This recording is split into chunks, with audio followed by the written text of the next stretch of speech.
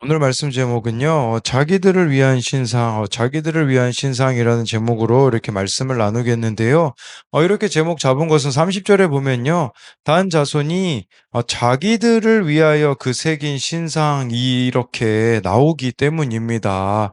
쉽게 말하자면요, 하나님이 받으시지 않는 예배를 드렸다. 이제 그런 의미도 될 수 있고요.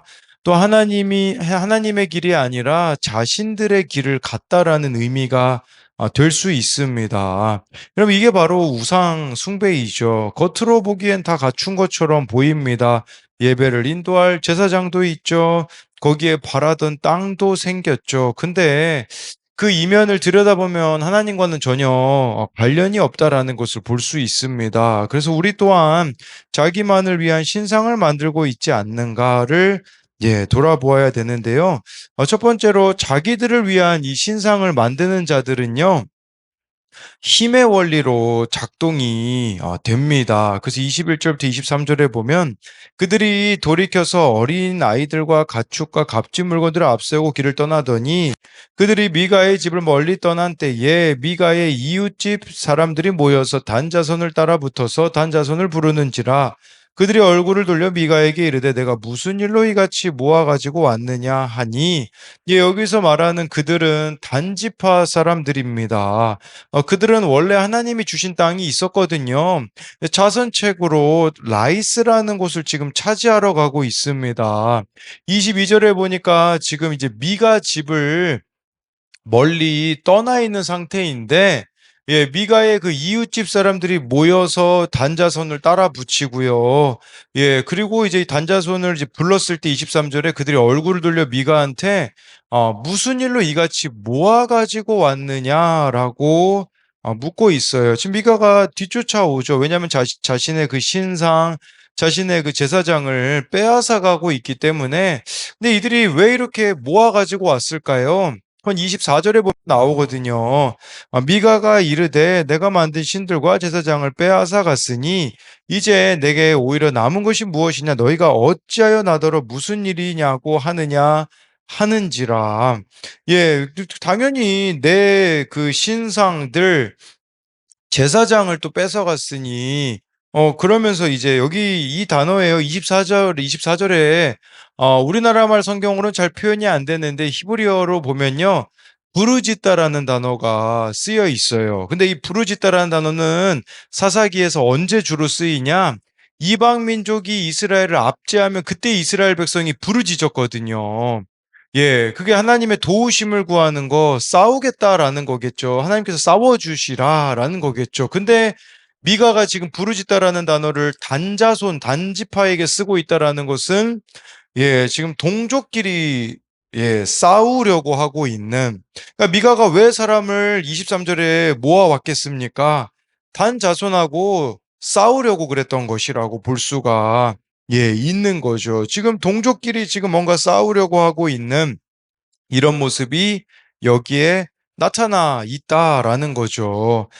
그러면서 24절에 또 우리가 봐야 되는 것은 뭐냐면, 이제 내게 오히려 남은 것이 무엇이냐라고 말합니다.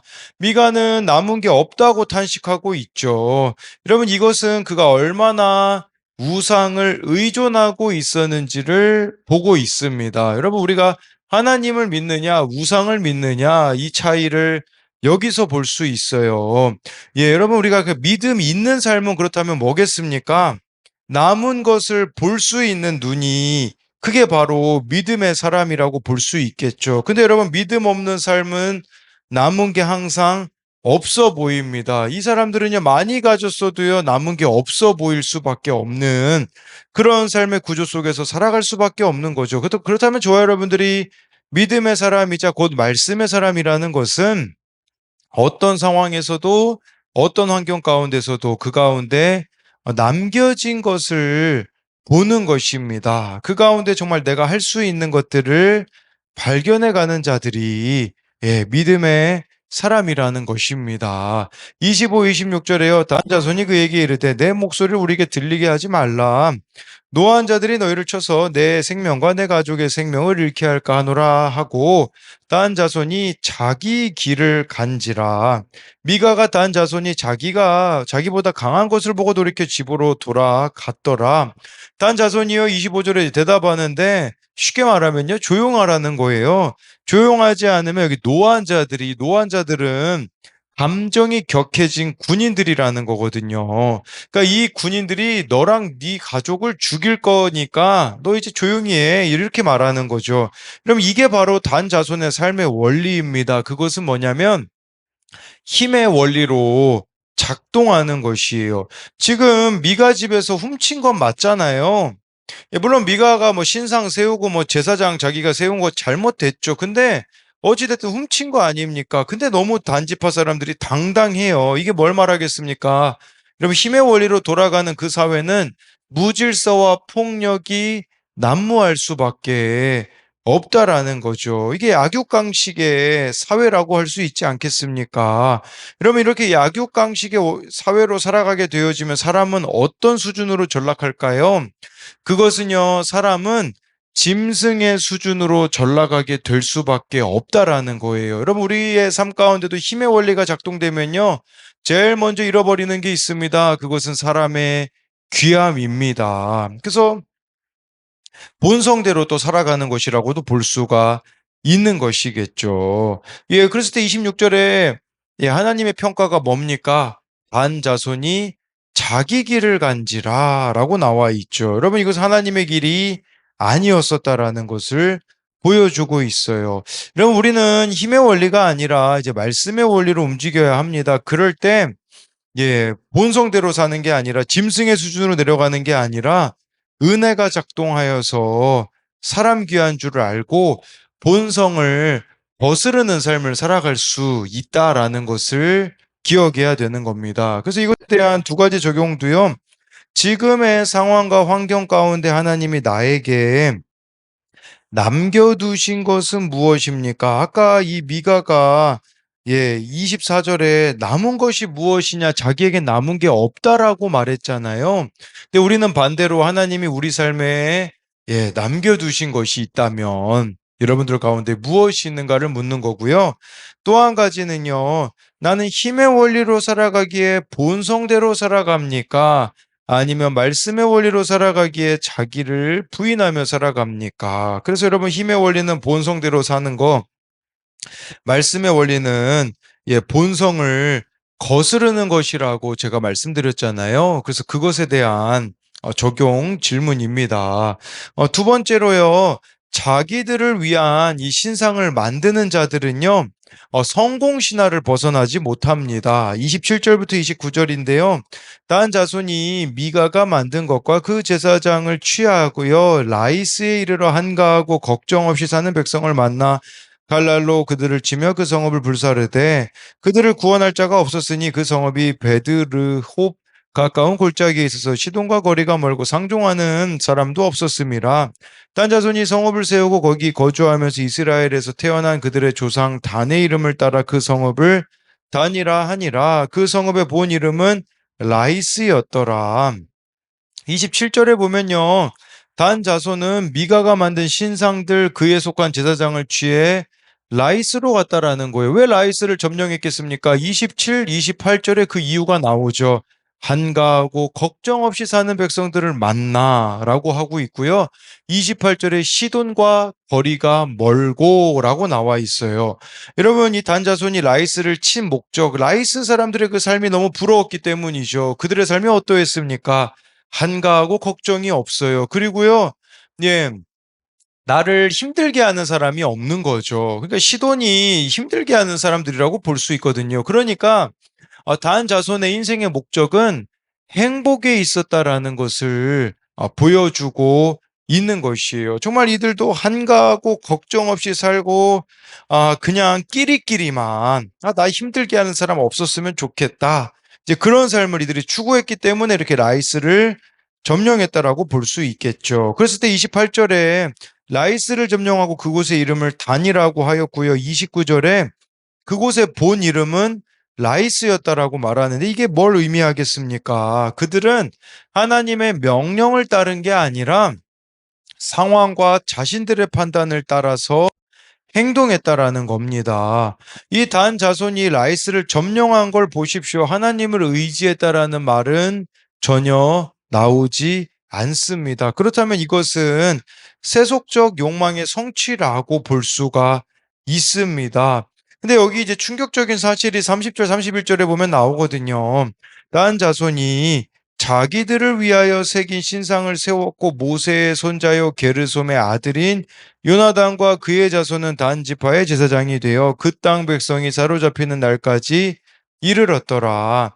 하나님의 집이 실로에 있을 동안에 미가가 만든 바 새긴 신상이 단 자손에게 있었더라. 30절에 충격적인 사실이 나오죠.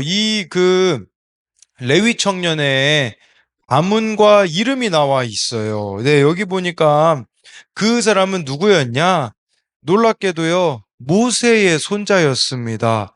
모세의 둘째 아들인 게르솜의 아들 요나단이었다라고 나와 있어요. 그래서 이 사람이 진짜 모세의 손자였을 수도 있고요. 또 그렇게 보는 견해도 있더라고요. 그냥 모세의 그 자손이었으므로 예, 이렇게 표현하는 것도 있더라고요. 그러면 뭐 모세의 손자였다면 예, 뭐 100년 이내에 일어났던 일이고요. 그 모세의 자손으로 일어났던 일이라고 친다면 한 2, 300년에 일어났던 일이다라고 볼 수가 예, 있는 거겠죠. 그럼 이게 먼저 우리들에게 의미하는 게 뭐겠습니까?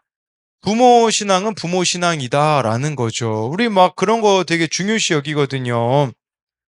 예, 제가 이제 선교단체에 있을 때도 거기 뭐 이제 배우자를 위한 기도 제목에 대부분 보면요. 이런 기도 제목이 있어요. 신앙의 몇 대손 이상을 만나는 게 이제 기도 제목. 물론 좋을 수 있습니다. 근데 중요한 것은요.